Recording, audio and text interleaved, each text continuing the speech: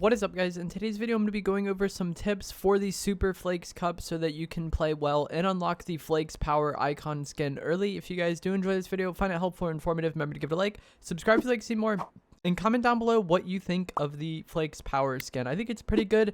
I know a lot of people have I've seen some hate towards this icon skin because they are Brazilian content creators, so a lot of the more English-speaking audience isn't as familiar with them, but I think it's great that Epic kind of opens the icon skins up to people in different communities.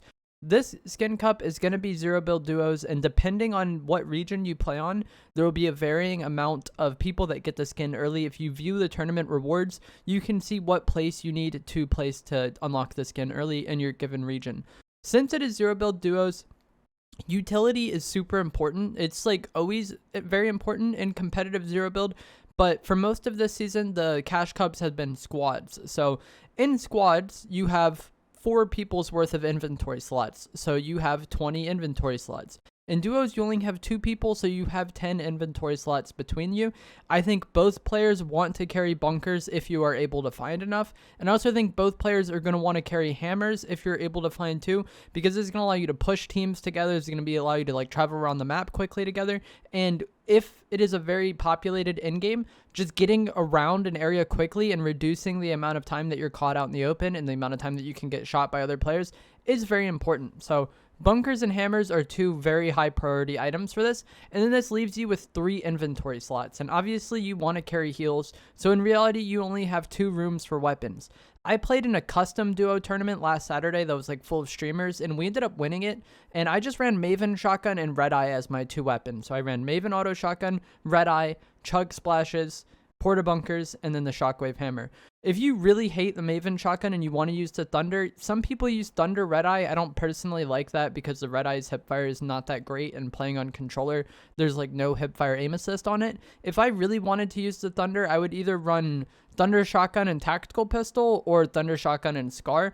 This Tactical Pistol loadout can be quite good, especially if you get Pistol Amp, and one of the nice things about it is if your teammate isn't using their light ammo, they can drop you all their light, and that frees you up. It like kind of fixes any potential ammo concerns, but I don't think that really should be a problem in duos. It's more of a problem in like the squad cups, like finding enough medium ammo for everybody to like consistently shoot. Even if you can't find bunkers, carrying things like the Guardian Shield, the deployable bush, the cow catchers, and even the Falcon Scout can be pretty helpful. I also think the forecast augment is super high value if somebody in your duo is able to get it. Seeing the zones is very overpowered. A lot of competitive just comes down to positioning yourself appropriately to not only stay alive but like pick up a bunch of kills in game. So if you're able to get forecast, that's huge.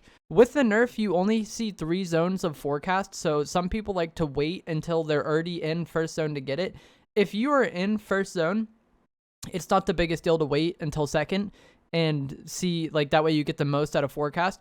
But if you have to rotate just to get into first zone in general, like when first zone pops, you're not even in yet, I think getting forecast right away can be pretty nice, because seeing where second is will give you a good idea of how you want to rotate in, and also just how quick you need to go and like how far you need to go. You know, if you landed Faulty's not quite in first zone, it's kind of on the outskirts of it, so not only are you not in first zone yet, but you get forecast, and then you see that second zone is at Citadel already, like super far North Pole. This is going to change how you want to play the game. You know, you're going to want to rotate into first sooner. Whereas if you see that it's like a farm zone, Frenzy, then you know that you can like spend as much time looting Faulty as you want. You really aren't going to have to end up going that far. So despite the nerf, getting forecast right away still can be helpful just to kind of know what type of game you're going to have, because if you're going to get a far zone pull, I feel like knowing that as soon as possible is very nice. Tournament 0-build games play out very differently than public match. So, like, typically in pubs, I feel like you don't need to carry utility items as much because there's, like, enough natural cover for the given amount of people in-game. But typically in competitive in-game, there's many more players alive, and it can get incredibly chaotic. A lot of people are just posted up, spraying out, shooting at each other.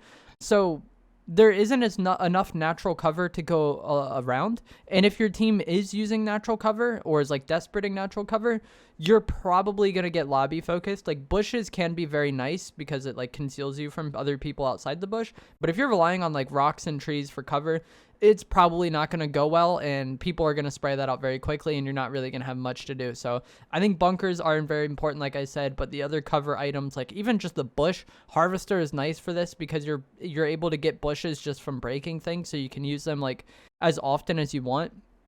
Even what's nice is like having one of your teammates throw bushes if you're trying to run to like a bunker, just to like put a bush in your path. That way you can kind of use it as cover on the way there is pretty nice.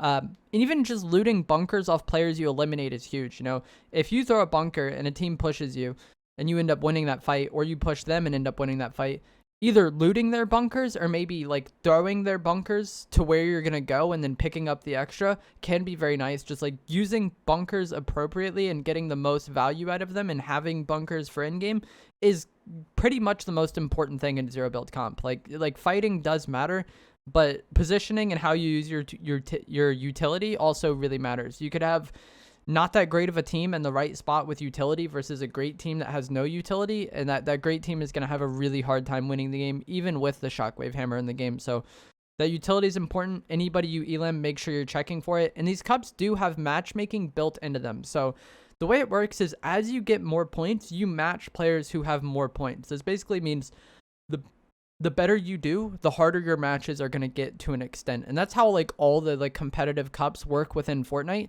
And one common strategy is for players to play a bit aggro in their first game or two, kind of depending on how it goes. If you get a high kill first game, you're going to be in high elo, so you're going to want to probably play more, you know, structured and safe from that point on. But basically, people will play more loose or more aggro in their first game to get like a high kill game just to start and get as much points as possible, and kind of abuse that low elo and then play standard from there. Another thing some people do is they start a bit late, like 10 to 15 minutes or so.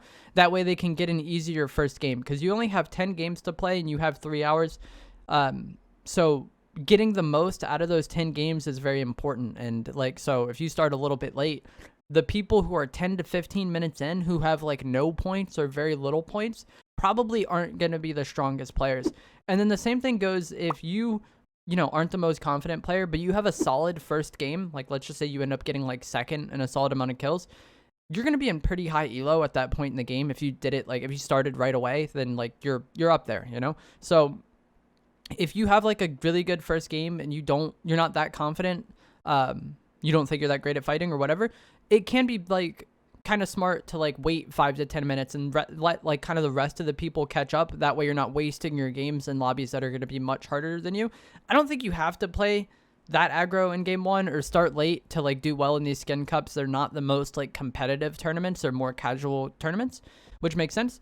But it's just something to keep in mind if that's something you want to do, or if you, like I said, if you find yourself having a really good first game and you know that it was kind of fluky, maybe you want to wait a bit, let the rest of the people catch up and not waste your games.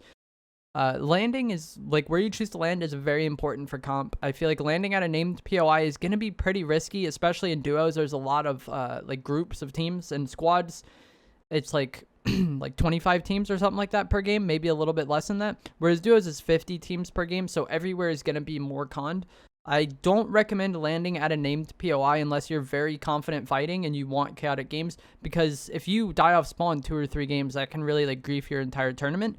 One of the nice things is, though, since it is duos, landing at some of the more like uncontested, low-key, unnamed spots can work, because you only need loot and ammo for 2 people, whereas squads, it's harder to make some of these low-key spots work because you need 4 people's worth of loot.